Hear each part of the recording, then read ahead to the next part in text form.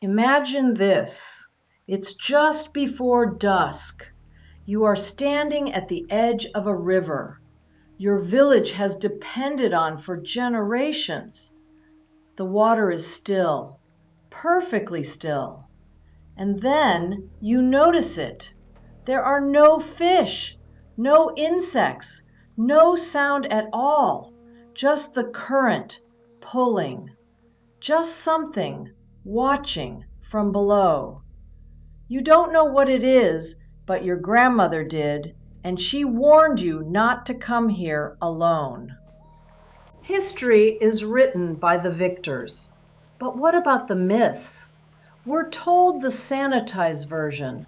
Water is life, rivers are blessings, and the creatures of folklore are fairy tales.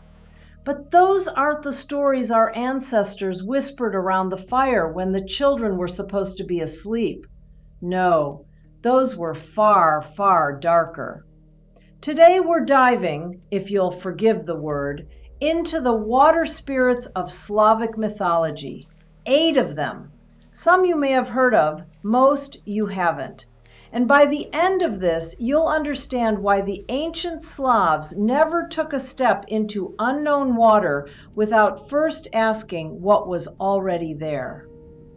Let's begin with the ruler of them all, the Vodyanoy. In Slavic folklore, every body of water had a master. Every river, every lake, every deep mill pond. And that master was the Vodyanoy, a word that simply means of the water. But there was nothing simple about what lived beneath the surface. Imagine this. You are a fisherman. It is 3 in the morning and you've pulled your nets to the edge of the river. Your lantern barely reaches the water's surface, and then you see him. An old man, green hair matted with algae, skin the color of river mud, eyes that reflect no light at all. He's watching you from just below the surface, and he's smiling. The Vodyanoy was not a gentle spirit. He was the lord of the underwater world, and he demanded respect the way a feudal lord demanded tribute. Not because he asked, but because the consequences of refusal were absolute. Fishermen who failed to leave offerings at the water's edge, tobacco, bread, sometimes a black rooster, would find their nets torn, their boats capsized, their bodies, if ever found, washed up miles downstream. But here's what makes the Vodyanoy particularly chilling. He didn't just drown people, he collected them. The souls of drowning victims who weren't properly mourned became his servants, trapped in his underwater realm, forced to labor for him for eternity.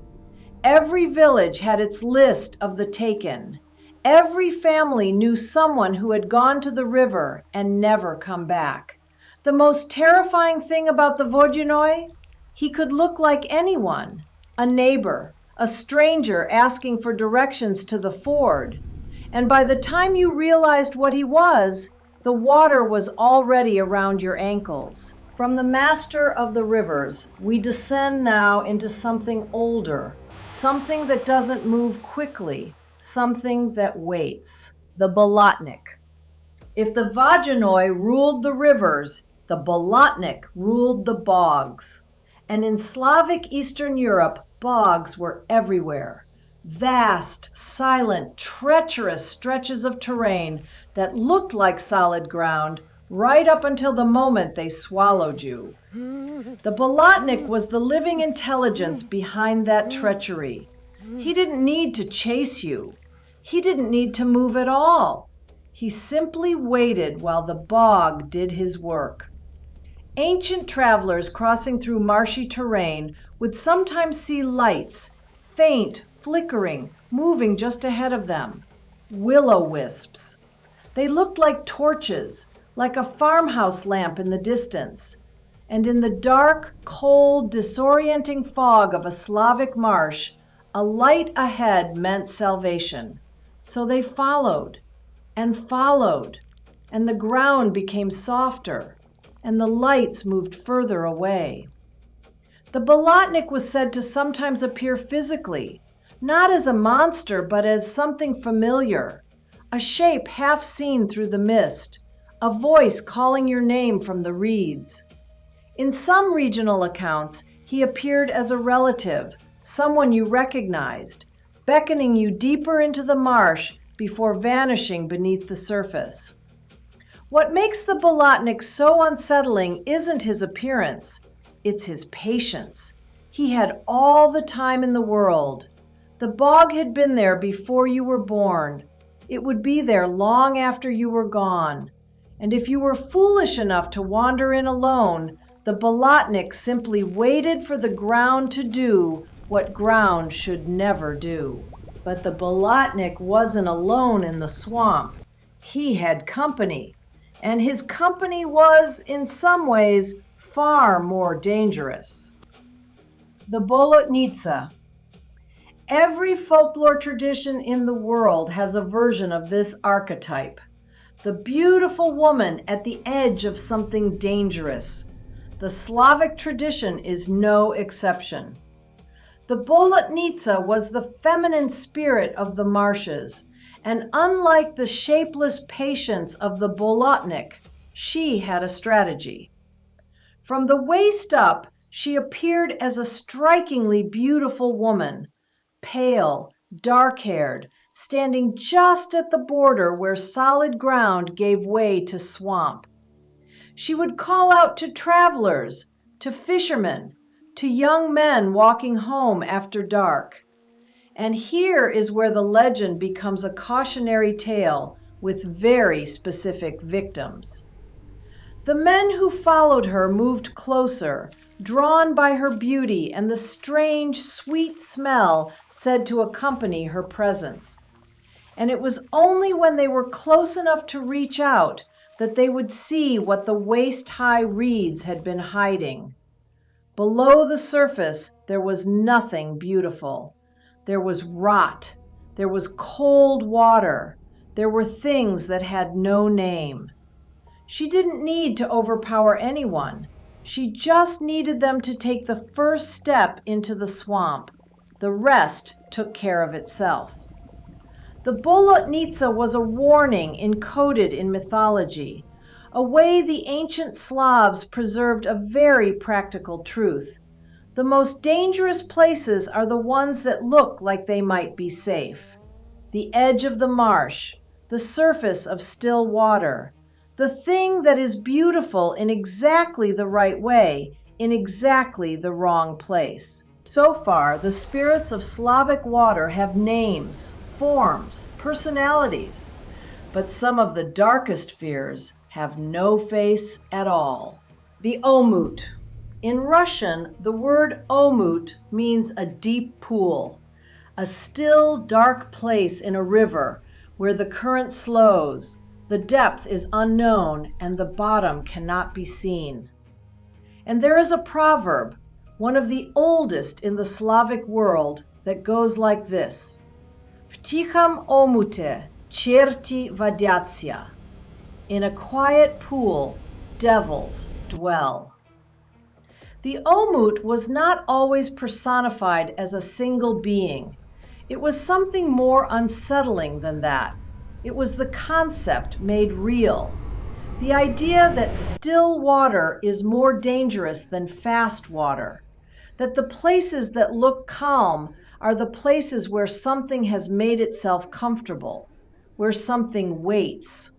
Imagine this. You're crossing a river you've crossed 100 times, but there's a bend ahead where the water goes dark and glassy, where the surface barely moves, where no fish jump and no insects skim the top.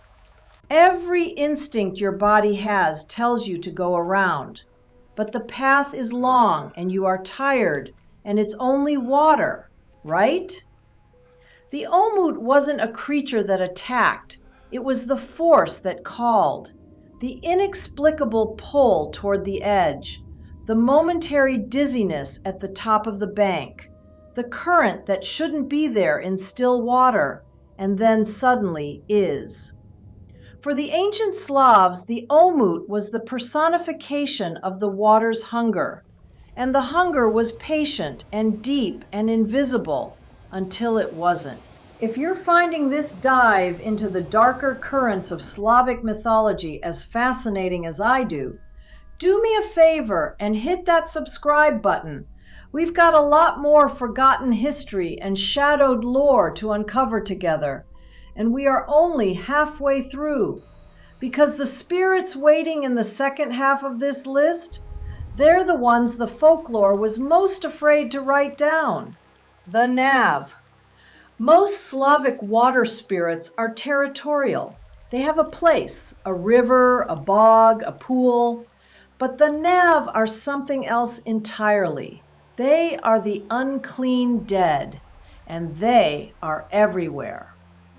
In ancient Slavic cosmology, the world of the living, Yav, and the world of the dead, Nav, were separated by water.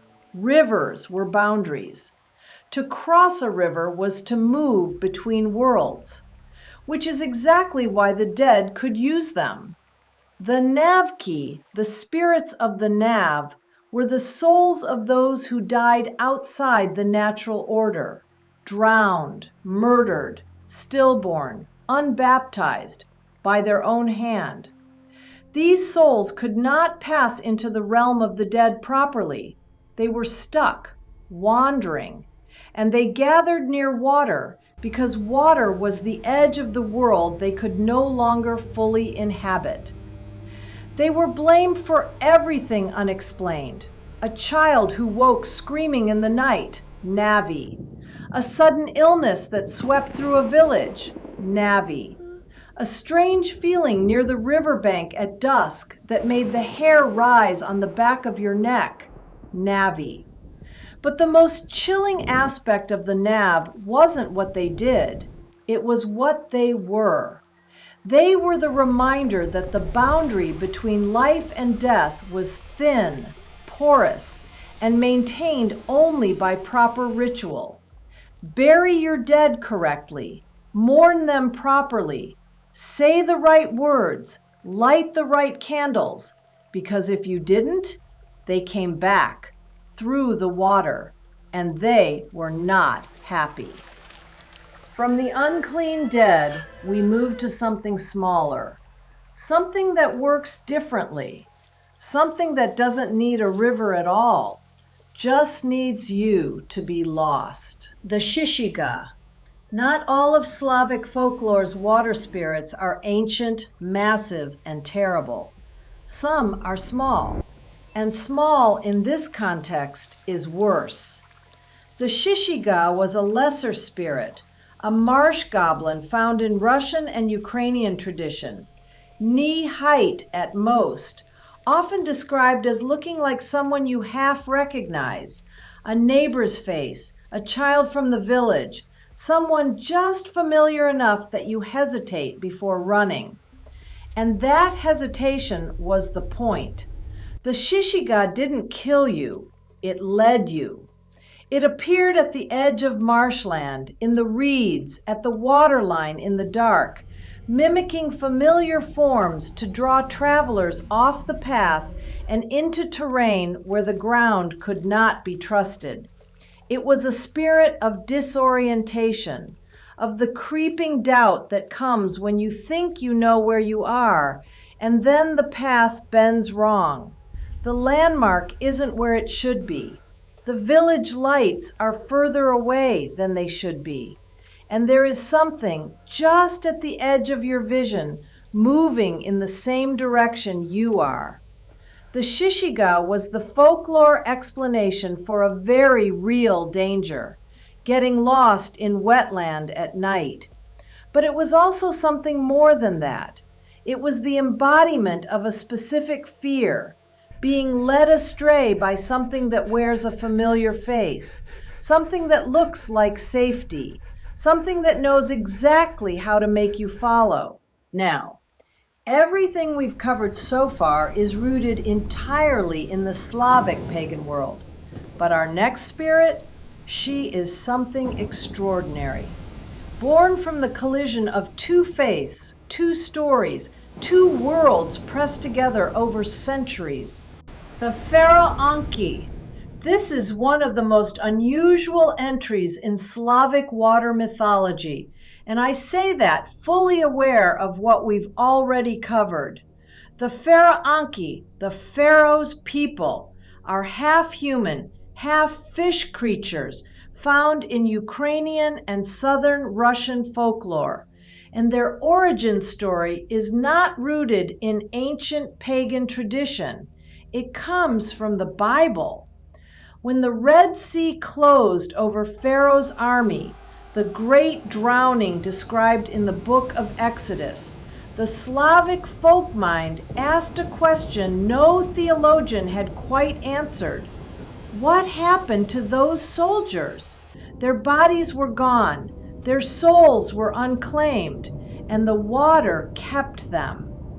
Over centuries of Christian conversion layered over pagan belief, the Faraonki emerged, the spirits of Pharaoh's drowned warriors, transformed by the sea into something between man and fish.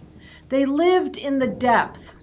They surfaced before storms, their voices carrying across the water in something between a song and a wail. Fishermen and sailors who heard them knew to turn back. But the Faraonki were not purely malevolent.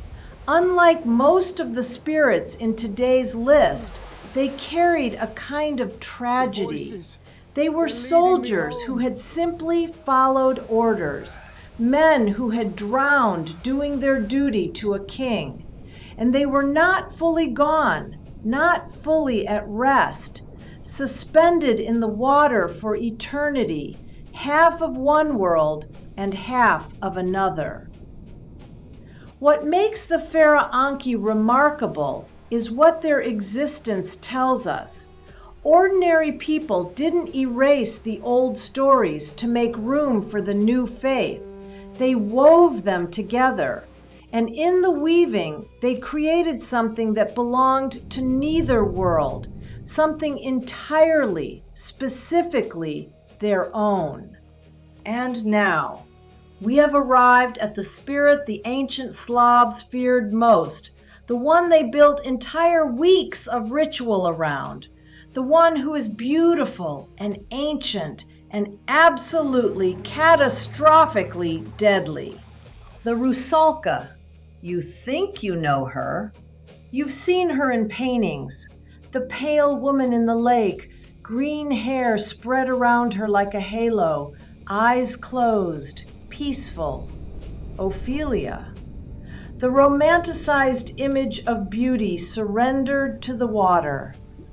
No, that is not what the ancient Slavs meant when they whispered her name.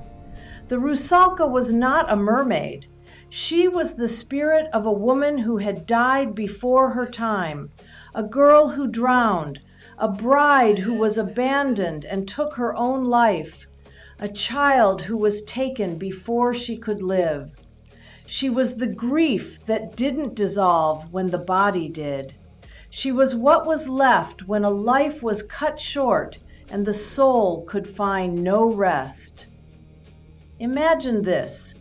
It is Rusalka week, the week in late spring when the boundary between the world of the living and the world of the dead grows thin. Every Slavic village knew to be careful during this week. Women didn't do laundry near the river. No one swam. No one walked alone near the water after dark. Because during Rusalka week, they came out. They emerged from the rivers and lakes and walked into the fields. They danced in circles through the grain, and their hair, still wet, still dripping, blessed the crops with the dew of the underworld. This is the dual nature of the Rusalka that most modern retellings completely miss. She was terrifying, yes, but she was also necessary. She brought the moisture the grain needed to grow. She was grief and fertility wound into one being, but she was still dangerous. If a man encountered a Rusalka alone, and she wanted him, she would invite him to dance, and if he was foolish enough to accept, she would dance with him until he collapsed. Some accounts say she tickled her victims to death. Others say she simply held them underwater, curious about what breathing looked like from beneath. Not out of malice exactly, out of something older than malice, out of loneliness and hunger and the particular fury of a life that was stolen. She couldn't be fully destroyed. She could only be temporarily appeased, given back her name, acknowledged, honored, because the Rusalka was not just a monster, she was a reminder. Every Rusalka had once been a person. Every Rusalka had once been loved by someone, and what turned her was not evil. It was grief and abandonment and an ending that should not have come when it did. She was a cautionary tale about what we owe the dead, what happens when grief is unacknowledged, what lives in the water when we forget to remember. And the ancient Slavs never forgot. 8 spirits, 8 different faces of the same deep fear, that the water gives and the water takes, and what lives beneath the surface has been watching since long before we arrived at the bank. The Vodyanoy, who collected the drowned. The Bolotnik, who wore the face of patience. The Bolotnitsa, who stood at the exact edge of what was safe. The Omut, the silence in the deep. The Navi, returning through the boundary. The Shishiga, wearing familiar faces in the dark. The Faraonki, suspended between 2 worlds for eternity. And the Rusalka, not a monster, something worse, something that used to be human.